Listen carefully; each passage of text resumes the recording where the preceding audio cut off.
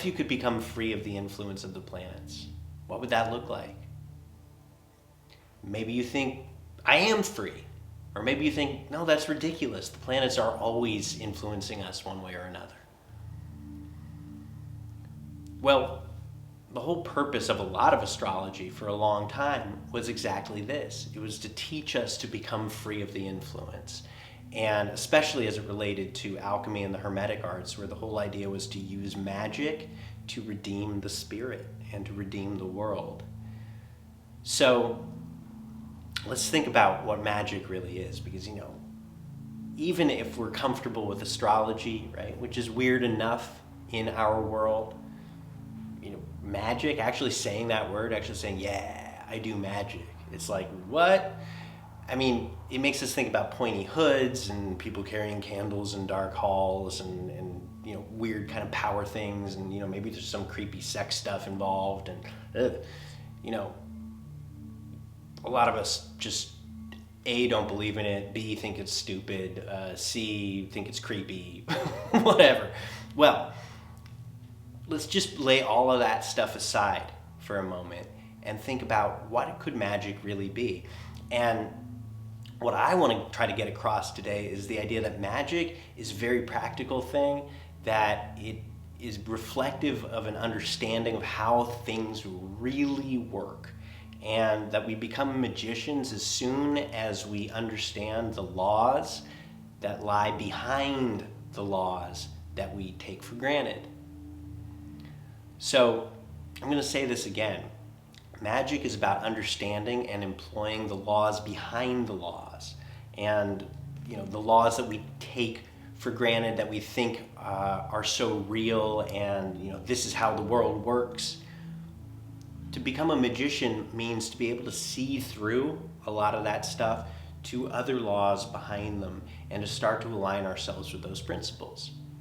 And that's a very simple and practical thing as soon as you start to open your eyes to the dimensions on which those laws are operating.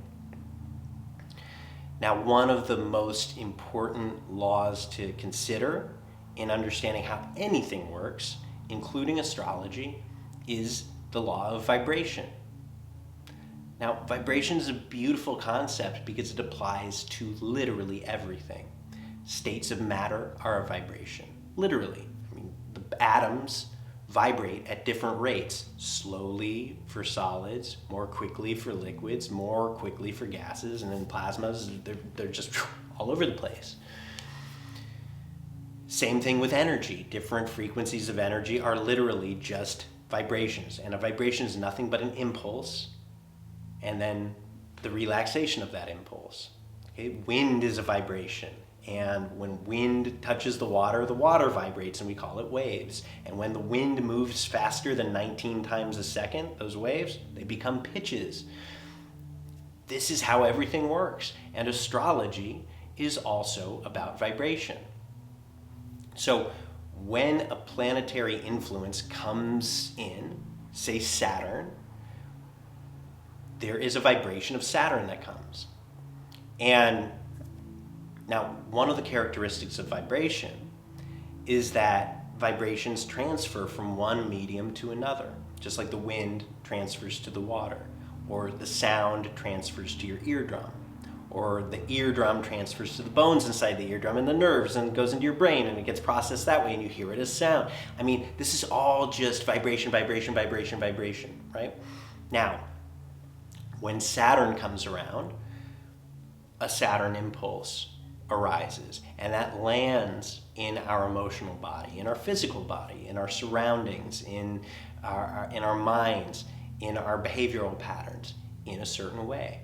Right? One vibration begets another vibration, and vibration works or transmits on the basis of resonance. So something with a like vibration will resonate with Saturn's vibration. So we tend to know Saturn through certain specific manifestations, like the strict father, or the teacher who made me stand with my back to the class, and that time that I wet my pants and all the kids laughed at me, and that feeling that of never being good enough, and that feeling of always like having a burden on me or being blocked somehow. So basically what happens is when the vibration of Saturn comes around, it triggers in us an inner vibration that carries with it certain associations. And we react to the vibration of those associations. And pretty soon, we're caught in a web, a whole tangle of experience and stories and reactions to those and reactions to those reactions. And that creates the whole mess we call human life. So if we want to become free of that, we want to become free in some way of the stickiness of those inner vibrations. Okay? Let's let that sink in. If we want to become free of the negative influence of Saturn, we want to become free of what happens, what gets jostled in us in response to that. Now this has huge implications, okay? One kind of stoic sort of way of reading it, and a kind of fatalistic and not very cheerful way of thinking about this whole becoming free business, and it's kind of a Buddhist way too, is sort of whatever happens, and if you just let it go and it doesn't stick to you, then you're free. And I think ultimately that's it, right? Like, to be able to get to that point that whatever happens, if I can let it go, I'm free of it, that's beautiful.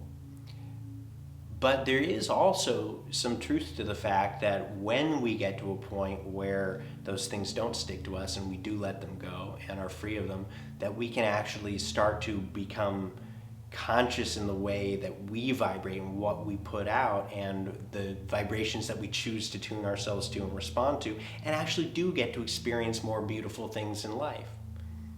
We don't necessarily get to control it, and in fact, putting out that vibration of wanting to control, wanting to repress, craving safety, operating basically from fear, that's never going to get us what we want. So yeah, anyway, let's put that aside for a sec. But how do we become free of that whole web of chain reactions? Okay? The trick lies in recognizing our awareness in the moment. Okay? It's not just being in the present moment. Okay, that's good, that's beautiful, and we should do that as much as we can.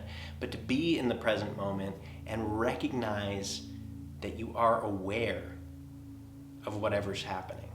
It's just a slight shift of attention. So basically, when a Saturn impulse arises, say you're going through a Saturn-Venus transit, like we're all experiencing a Saturn-Venus square in the sky right now, right? Saturn-Venus square, that's just, from the point of view of the Earth, two planets in a 90-degree angle to one another, okay?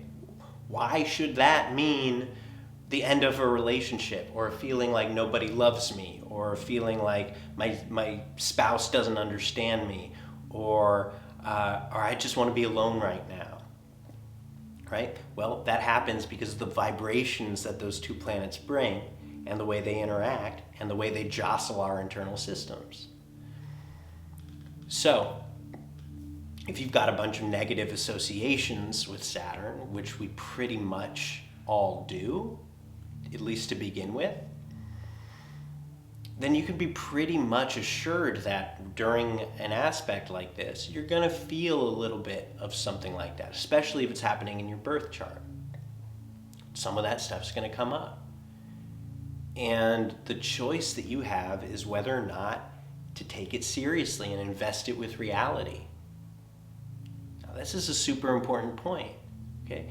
As long as we take the contents of our inner world seriously, like really seriously, we can never be free of them. And this is something that might ruffle some people's feathers, right? There are whole kind of healing modalities and schools of psychology that say, no, it's really important. And I'm saying it's not. Now, I also take that with a big grain of salt and say that yes, sometimes it is important. Sometimes we need to feel that it's important in order to work through it to the point that we can let it go.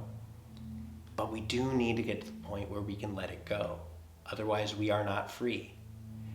And it is possible, no matter what has happened to you, to get to the point where you can let it go. And it is possible to be free. That is a possibility. That if it were not possible, it would not have happened to people. And it does happen to people.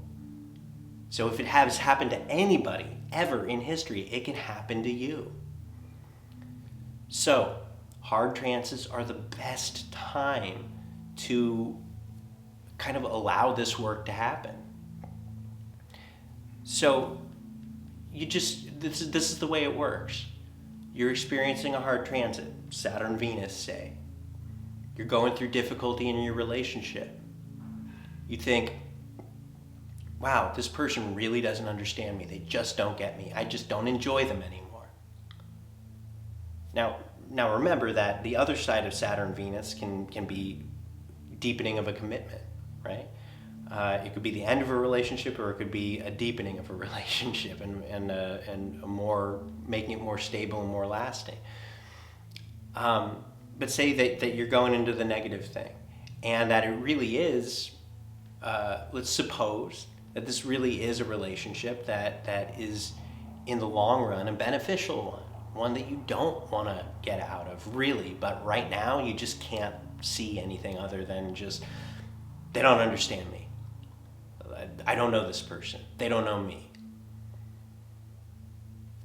Now, rather than seriously entertain those thoughts and get into that whole thing, do that whole dance, you just take a few steps back in your awareness and just try to feel those thoughts and the emotions that come with them as what they are, which is vibrations.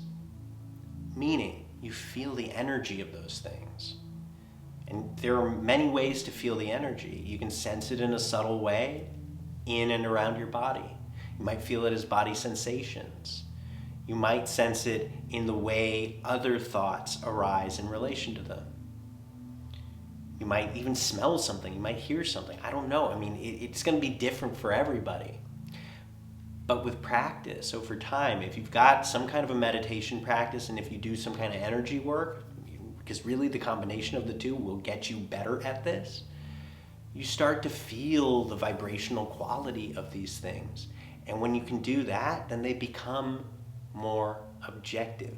They become less personal to you. And it's at that moment that this idea of freedom really starts to kick in. And this isn't some kind of transcend your way out of there, just spiritual bypass sort of a thing. No, you let it through. You feel what you need to feel, but you don't wrap yourself up in it.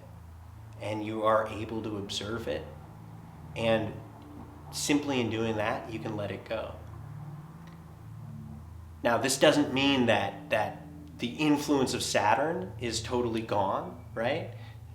So Saturn's still going to be making its ripples. Venus is still going to be making its ripples.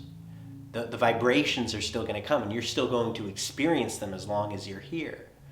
But to escape the influence, or escape the evil influence, or the fatalistic aspect of things, all that is needed is to basically get to a point where it ain't such a big deal what's going on inside of you. Right? To not identify, do not swirl down the drain and get wrapped up and basically have your whole consciousness go collapse down into a point where it can't see anything but what it has become right here. Right? That's the freedom. And that is absolutely possible. And then when you're at that point, you can start to consciously create better vibes. Saturn, Venus can turn from this sense of disappointment, a sense of loneliness, a sense of isolation, into ultimately a source of unconditional love. Why? I mean, Saturn, we think about Saturn as being very conditional, right? What have you done for me lately? but Saturn is the planet that kind of shows us how everything else just can't quite cut it. So in the case of Venus, like, you know, oh, that love that I want from my partner or my friends or my family or my possessions or the amount of money that I have, like that sense of satisfaction and well-being and love, it can never, ever, ever, ever, ever come through any external thing or person. So you have to find it from within. You have to go through the forms into the deeper reality.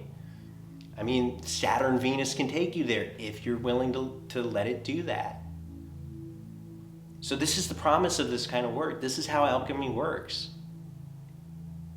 So I hope this was good and useful for you and gave you a lot to think about, because you can apply this to any astrological alignment. We got a Mars-Pluto square coming up, so I'll talk about that soon. But I hope you enjoyed this, and if you're interested in learning more or in doing coaching with me, please visit my website at 21stcenturyalchemy.com, and those words are all spelled out. I look forward to hearing from you. Thanks.